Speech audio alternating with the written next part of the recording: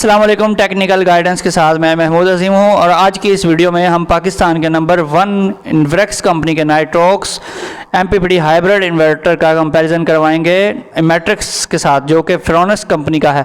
फ्रोनस company के matrix inverter ने Nitrox को मार्केट में बिछाड़ दिया है। बड़ी तेज़ी से इसकी सेल बढ़ गई है, नाइट्रोक्स से कई गुना ज़्यादा इसकी मार्केट में सेल हो चुकी है। तो आइए देखते हैं इसमें क्या फ़र्क है दोनों में। तो सबसे पहले नाइट्रोक्स की बात करें तो ये फ़िलहाल जो हमारे पास है ये 6 किलोवाट की रेंज में है। ये 48 volt single phase hybrid inverter है और मैक्सिमम एफिशिएंसी इसकी 97% है और IP65 इनग्रेस प्रोटेक्शन, इनग्रेस यानी कि इसके अंदर दाखिली प्रोटेक्शन, यानी कि ये मुकम्मल एयर प्रूफ और वाटर प्रूफ है।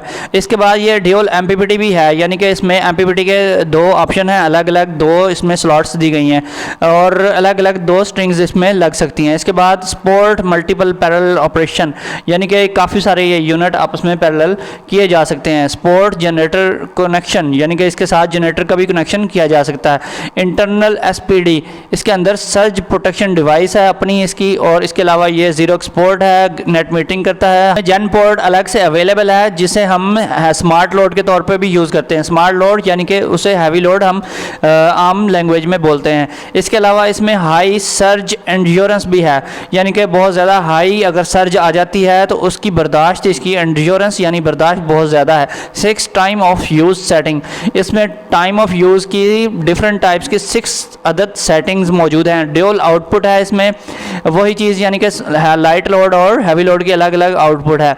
इसके बाद RS485 आरकैन, इसके साथ वो कम्युनिकेशन केबल्स लग जाती हैं। हाई पावर फैक्टर, इसका पावर फैक्टर हाई है और सेफ्टी है, यानी कि इसमें फुल प्रोटेक्टेड है और एफिशिएंसी इसकी बहुत अच्छी है। टच स्क्रीन डिस्प्ले है। और अब आते हैं इसके टेक्निकल डाटा की तरफ। Product type hybrid inverter enclosure IP65, यानी कि इसकी जो केसिंग है, इसकी जो ड्रेसिंग है वो बिल्कुल बंद है, हर तरफ से सील बंद है और इसकी वाटर प्रूफ प्रोटेक्शन है और एयर प्रोटेक्शन भी है, यानी कि इसके अंदर ना कोई एग्जॉस्ट फैन है और ना ही इसमें कोई एंटी डस्ट किट्स हैं।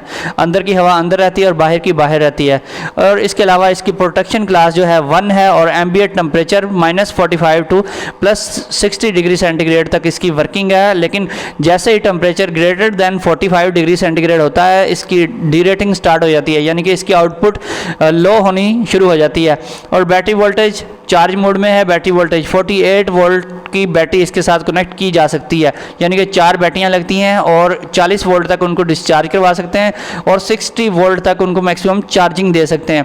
बैटरी करंट जो है 135 एम्पेयर DC मैक्सिमम है। 135 ampere DC maximum battery current हम इससे चार्जिंग और डिस्चार्जिंग के लिए यूज़ कर सकते हैं। और AC इनपुट वोल्टेज रेंज 220 से 230 वोल्ट AC है और वापडा की, और AC input frequency 50 to 60 hertz है। और AC इनपुट रेटेड करंट जो है 27 एम्पेयर है और मैक्सिमम AC इनपुट करंट जो है 30 एम्पेयर। इसमें यूटिलिटी का हम 30 एम्पेयर इसमें से क्रॉस करवा सकते हैं करंट।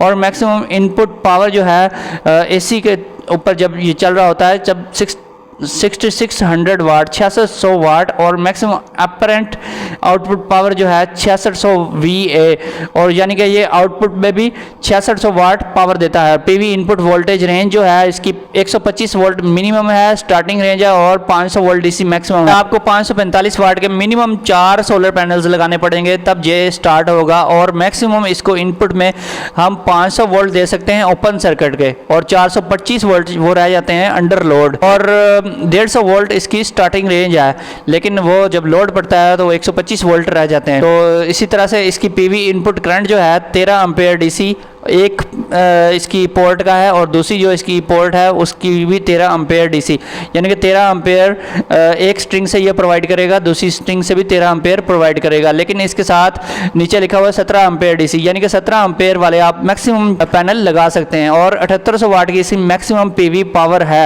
इसके बाद यूटिलिटी इंटरेक्टिव का मतलब है मिलकर चलना। जब यूटिलिटी के साथ जब मिलकर ये चलता है तो फिर इसके पैरामीटर्स क्या हैं। AC आउटपुट वोल्टेज 220 230 वोल्ट देता है तब, और एसी आउटपुट फ्रिक्वेंसी 50 to 60 दे सकता है, और आउटपुट रेटेड करंट जो है वो 27 एम्पेयर है, और मैक्सिमम एसी आउटपुट करंट जो है वो 30 एम्पेयर तक जा सकता है, और 6600 वाट इसकी आउटपुट पावर है, और 6000 वाट इसकी रेटेड पावर है, लेकिन रेटेड पावर से भी ज़्यादा 6600 वाट आपको प्रोवाइड कर सकता है। इसका पावर फैक्टर जो है 0.8 लीडिंग है, और लैगिंग भी 0.8 ही रहता है, और इससे ये कम या ज़्यादा नहीं होता। और maximum AC ISC internal short circuit current जो है मैक्सिमम 75 एम्पेयर जो है एसी, यानी कि यूटिलिटी का अगर शॉर्ट सर्किट कोई भी करंट आप इसमें से गुजारते हैं 75 तक ये बियरेबल है। और बैटरी डिस्चार्ज वोल्टेज जो है 40 वोल्ट तक बैटरी को डिस्चार्ज कर सकते हैं, और 60 वोल्ट तक चार्ज करवा सकते हैं। Battery discharging current 135 ampere DC maximum, यानी कि 135 एम्पेयर तक बैटरी डिस्चार्जिंग करंट ये लेता है, और बैटरी डिस्चार्ज पावर जो है 6000 वाट से पूरी कैपेसिटी से बैटरी को डिस्चार्ज करता है। इसके बाद बारी आती है IP65 कैटेगरी के फ्रोनस मैट्रिक्स इन्वर्टर के, जो पाकिस्तान में इस कैटेगरी का सबसे ज़्यादा सेल होने वाला इन्वर्टर बन चुका है और बहुत ही सस्ता है। में बैटरी जो कैपेसिटी है वो 48 वोल्ट यानी 4 बैटरियों की कैपेसिटी है, सेम टू सेम वही नाइट्रॉक्स वाली, लेकिन ये 6 kVA है, यानी कि इसका कुछ ना कुछ पावर फैक्टर ज़रूर है, और इसकी पूरी 6000 वाट आपको पावर नहीं मिलने वाली। मैक्सिमम बैटरी करंट जो है 120 एम्पेयर DC, यानी कि बैटरियों से 120 एम्पेयर ये ड्रा करेगा, जबकि नाइट्रॉक्स 135 एम्पेयर बैटरियों से ड्रा करता है। और इसके अलावा इसकी AC input voltage range 230 volt AC और फ्रिक्वेंसी 50 to 60 हर्ट्ज, और AC इनपुट रेटेड करंट जो है 21.7 एम्पेयर, यानी कि इसका AC इनपुट करंट भी बहुत कम है, जबकि नाइट्रॉक्स का करंट 27 एम्पेयर है। मैक्सिमम AC इनपुट करंट भी इसका नाइट्रॉक्स से कम है, क्योंकि उसका 27 था, इसका 25 एम्पेयर है, और जबकि इसका मैक्सिमम इनपुट पावर है वो 5500 वाट है, जबकि ऊपर 6 kVA लिखा हुआ है, यानी कि ये पावर जो है इसकी टोटल 5500 वाट इसकी पावर है, असल पावर जो है अपरेंट पावर। और नाइट्रॉक्स की है 6000 वाट पावर, वो पूरा 6000 वाट का लोड उठाता है, जबकि ये 6000 वाट का लोड नहीं उठाता।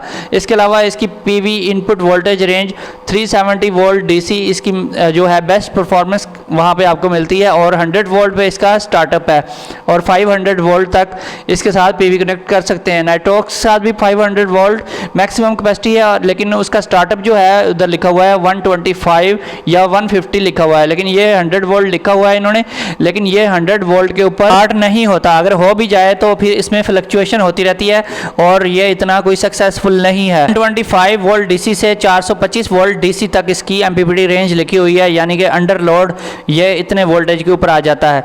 और इसके अलावा 7000 वाट इसकी मैक्सिमम PV इनपुट पावर है, जबकि नाइट्रॉक्स की 7800 वाट की पावर है, इसकी 800 वाट PV पावर भी उससे कम है, जबकि मैक्सिमम PV इसके साथ भी 17 एम्पेयर के पैनल्स लग सकते हैं, 2 स्ट्रिंग्स बन सकती हैं। इसके अलावा यूटिलिटी इंटरएक्टिव, यानी कि यूटिलिटी जब मिलकर चलती है तो फिर इसका बिहेवियर कैसा होता है।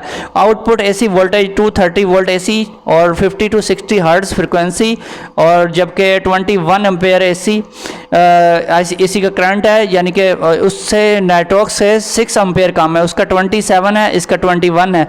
और इसके अलावा 25 एम्पेयर इसका करंट है जो कि आउटपुट का है, वो भी कम है, उसका 27 था।